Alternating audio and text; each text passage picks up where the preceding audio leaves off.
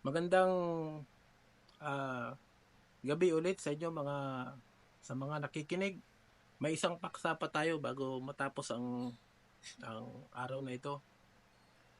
Ang paksa natin ay kung ang babae ba ay pinapayagan sa loob ng iglesia na magturo ayon sa Biblia.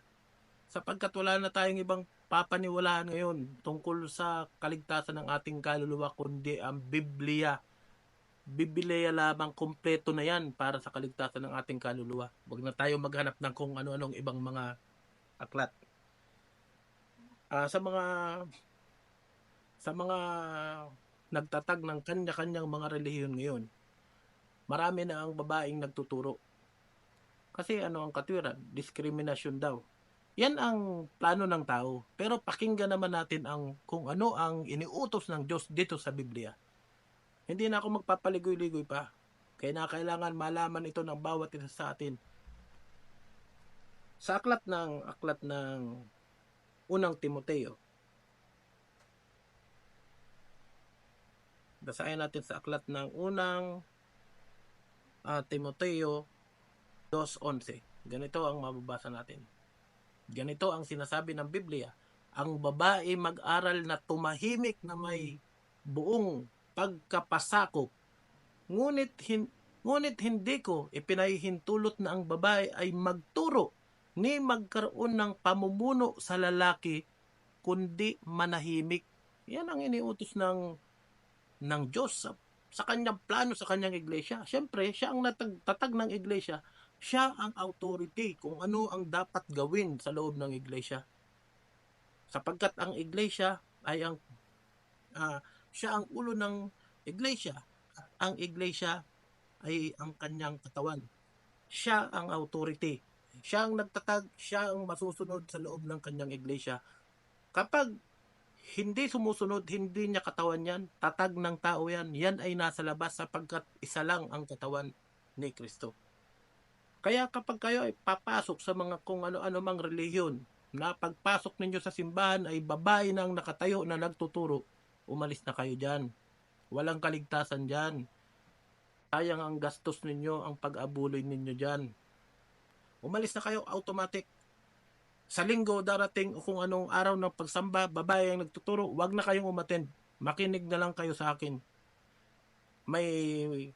Mayroon pa kayong mayroon pa kayong pag-asang maligtas pag itinuro ko sa inyo ang tamang turo ng ayon sa Biblia, ang gusto ni Kristo para ang tao ay maligtas. Ang kaligtasan na hindi tanggapin mo lang si Kristo na yung tagapagligtas-ligtas ka na. Si Kristo ay may mga utos para saan pat ipinasulat ni Kristo sa kanyang mga apostol, itong Biblia. Kung ito ay walang purpose, ito ang susundin natin. Ngayon sa pagpapatuloy, sa aklat ng 12, binasa ko na. Ngunit hindi ko pinahihintulot na ang babae ay magturo na magkaroon ng pamumuno sa lalaki, kundi manahimik. Bakit? Ano ang katwiran? Ayan ang plano ng Diyos. Kung mapapansin ninyo sa lahat, mula sa 12 apostol, ang hinirang ni Kristo ay mga lalaki. Plano yan ng Diyos. Huwag nating questionin yan. Ngayon, sasabihin ng iba, moderno na ngayon. Ang babae nagtatrabaho na, kaya dapat ang babae ay magturo na rin. Hindi pwede. Walang kang mababasa sa Biblia na pinahihintulutan ng Diyos na magturo ang babae. Ganyan po kasakit, pero yan ang gusto ng Diyos. Susundin natin yan. Sa aklat ng unang Korento 12:14, ganito ang mababasa natin. Sapagkat ang katawan ay hindi iisang sangkap. Ang pinag-uusapan natin dito, para wag kayong malito, yung katawan ni Kristo na iglesia.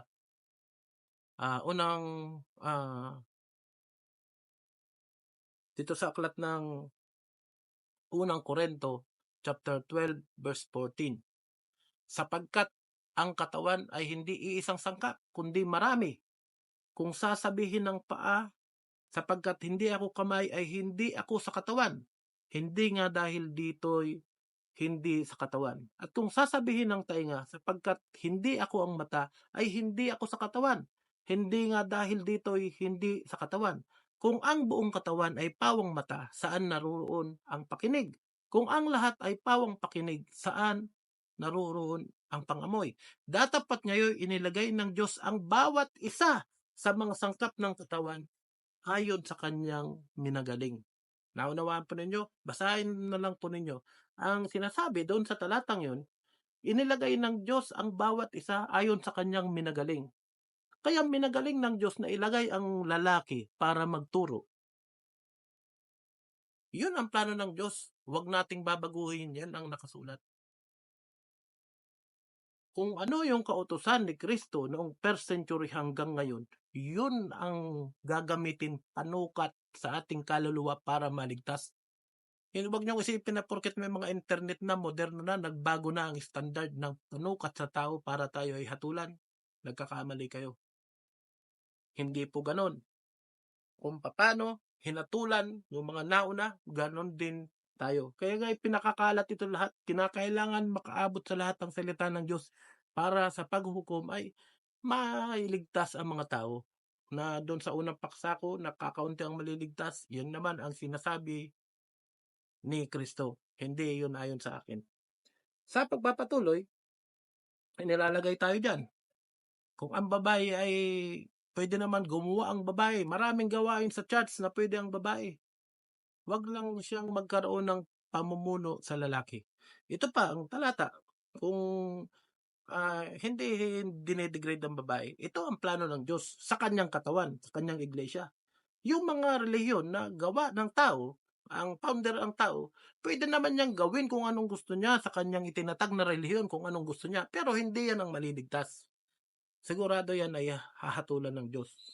Sa mga nasa labas ng iglesia ni Kristo na kanyang tinatag, ang Diyos pa rin ang hahatol. Sa aklat ng unang Korento 14:34. 14:34. Ganito ang mababasa natin. Ang mga babae ay magsitahimik sa mga iglesia sapagkat sila'y walang kapahintulutang mga salita, kundi sila'y pasakop gaya naman ng sinasabi ng kautusan. 35. At kung ibig nilang maalaman ang anumang bagay, magtanong sila sa kanilang asawa sa bahay, sapagkat mahalay na ang isang babae ay magsalita sa iglesia. Yan ang nakasulat sa Biblia. Kaya kayo, mga lalaki, na nandyan kayo sa mga denominasyon na relihiyon na itinayo ng tao, kapag may pastura na kayo, mahiya kayo. Kasi kayong mga lalaki, kayo ang inuutusan ng Diyos na kayo ang magturo, kayo ang mag-lead. Huwag kayong papailalim sa babae. Tingnan ninyo kung gaano kahigpit ang Diyos sa 35. Kung ibig nilang maalaman, kung ibig malaman ng mga babae ang anumang bagay sa iglesia, magtanong sila sa kanilang asawa sa bahay sapagkat mahalay na ang isang babae ay magsalita sa iglesia. Magtatanong ka lang ha, dapat sa asawa mo pa, doon sa bahay mo, ikaw magtanong. Pero ano ngayon ang nangyayari? Ang babae, ang pastora, nakatayo pa doon sa taas ng pulpito, doon sa stage mismo, siya pa ang nagtuturo. Ganyan ka mali ang mga ginagawa ng mga false preacher na yan. Kaya tandaan ninyo, kapag may babae na nagpasok ninyo sa inyong simbahan o nakakapasok na member na kayo ng church na ganyan, pagpasok ninyo may pastura o kung anong tawag sa kanila, babae, may mga propetisi, propeta, ang propeta, mga lalaki ang lahat. Ganyan, kung anong tawag sa kanila, umalis na kayo dyan. Sa linggo, o kung ano mga araw ang pagsamba ninyo, wag na kayong dumalo. Mabuti pa makinig kayo nitong video ko at magtanong kayo kung anong gusto nyong katanungan at ituturo ko sa inyo. Maraming salamat. Hindi ninyo ako kaaway sa paglalahad ko ng katotohanan. Maraming salamat. Magandang gabi sa inyo lahat.